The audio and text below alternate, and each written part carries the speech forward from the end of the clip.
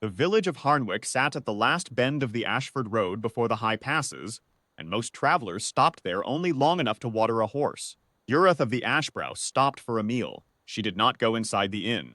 She had learned over many years and many frontier villages that her presence in a common room tended to ruin the appetite of strangers, and she had no patience for the management of their fear tonight.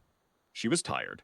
The pass had been cold, her pack was heavy, and the war drum strapped across her back, as long as her arm and banded in iron, had rubbed a bruise into her shoulder she could feel with every step.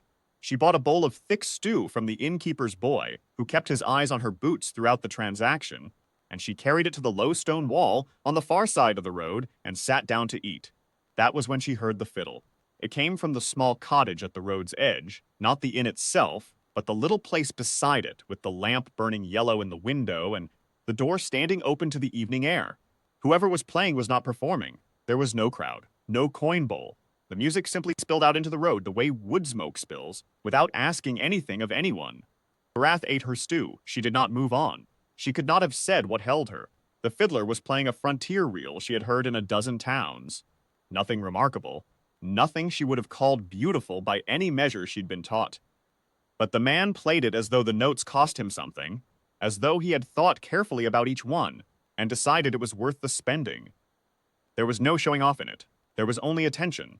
She had eaten the stew long before the music paused. When it did, she heard him say from inside the cottage, "You're still there." She looked at the open door. She could see him now, a slight man, somewhere in his middle years, sitting on a low stool with the fiddle across his knee. His eyes were open, fixed on a point several feet to the left of where she sat. She understood then. "I am," she said, because lying seemed pointless. "Sit longer if you want," he said. "I don't charge for the listening." He played again before she could answer, and so she stayed. His name was Callan. She learned that later, when he came to the doorway to refill the small clay lamp and paused there, still not quite looking at her, his head tilted the way a man's head tilts when he is reading something through his ears rather than his eyes. "You have a drum," he said. "Yes. Big one. I can hear the casing settle when you shift your weight." She looked down at the drum on the wall beside her. "War drum, Ashbrow clan. I know the Ashbrow rhythms a little," he said. "Traders come through. One of them tapped a pattern on my doorframe once, showing off. I've been trying to work out what it meant ever since." She should have said goodnight and found somewhere to sleep. She was aware of this. She said instead, "What did you think it meant?" "A call to formation," he said. But the middle interval felt like something else. A name, maybe. She was quiet for a moment. "It is both," she said. "The formation call and the drum name of the captain, they are the same rhythm in our tradition. You cannot call the warriors without also naming the one who leads them." He turned this over. She could see him doing it, the slight movement of his lips. "That's beautiful," he said. No one had ever said that to her about the drum language. Not in those words. She had been told the rhythms were fearsome, that they carried across a battlefield, that enemies blanched when they heard the Ashbrow pattern in the dark. She had never been told they were beautiful. "Come inside," he said. "If you want. There's a second stool she should not have. She was a day behind her intended pace, and the pass would not wait." She went inside. He made tea without fumbling. The small cottage was arranged around his particular geography, everything within reach and in its place, and he asked her nothing about the drum, nothing about the war, nothing about what she was doing alone on the Ashford Road at nightfall. He simply played a little more, stopping now and then to work out a difficult phrase, and she sat on the second stool and listened and felt, in a way she could not name, that she was not being looked at. It was late when he set the fiddle down and said, "Will you play something? You don't have to. The drum is not for sitting rooms," she said. "Tap it, then. Whatever you'd like." She reached back and unseated the war drum from her shoulder and laid it across her knees. It was too large for the space, its iron bands catching the lamplight. He set 2 fingers against the head and tapped, not a battle pattern, not a formation call, but something older, a counting rhythm, the kind a mother taps against a sleeping child's back in the old custom. 3 beats and a rest, 3 beats and a rest, steady as a heart. She stopped. She had not meant to play that one.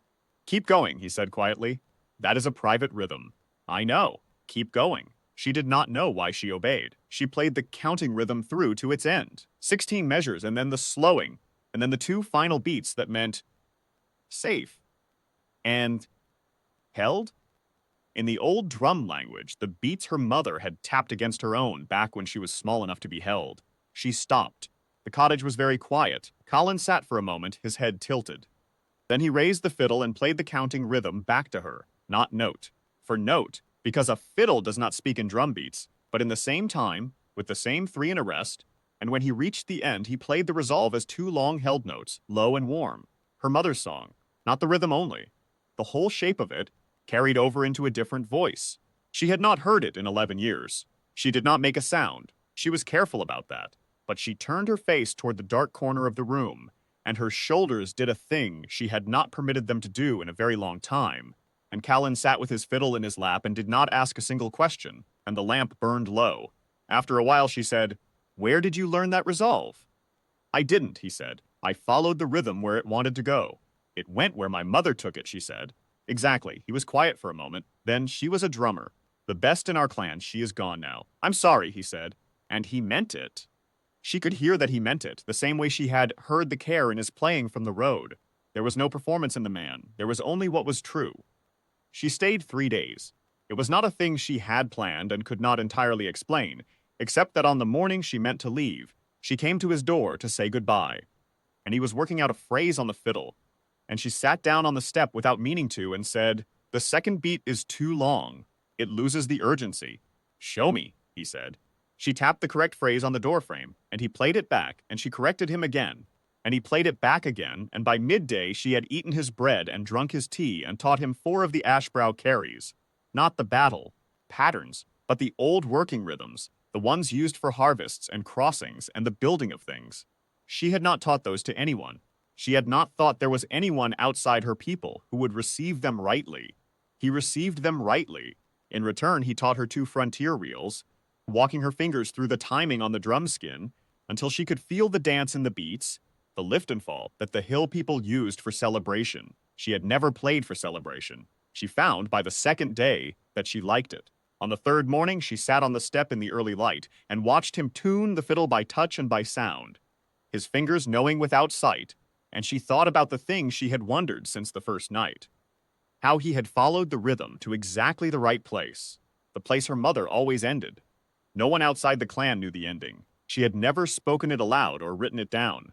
He had heard it in the shape of the silence she left, and he had gone there without being told. There was a word for that in the Ashbrow language, a word not given lightly. When she shouldered the drum and picked up her pack to go, she stood in his doorway for a moment. "There is a name we give," she said, "in the clan's drum language. It is not a word in the speaking tongue. It is a rhythm. We give it to those who carry what must not be lost. The drum keepers, the story holders, the ones whose memory is the memory of the people." She paused. "I have never given it outside the clan." He turned his face toward her, not quite looking, as always. She tapped it on the door frame. 5 beats and a rest, and then 1 slow final beat. "That's mine," he said. "Yes," she said. "If you want it." He was quiet for a moment. "I'll take it," he said, "and try to deserve it." "You already do," she said. "I will come back in autumn. There are more rhythms." She walked out into the road and took the Ashford Pass and did not look back, because if she had looked back, she might have stayed longer still, and she had a duty to her drum and her clan and the long road north. But she tapped the counting rhythm against the drum casing as she walked. 3 beats and a rest. 3 beats and a rest. The old, steady pulse her mother had given her, which she had thought lost, which a blind fiddler in a small cottage at the world's edge had somehow carried all along without knowing he carried it. She would be back in autumn. The drum spoke as she walked, and for the first time in 11 years, the sound of it made her smile.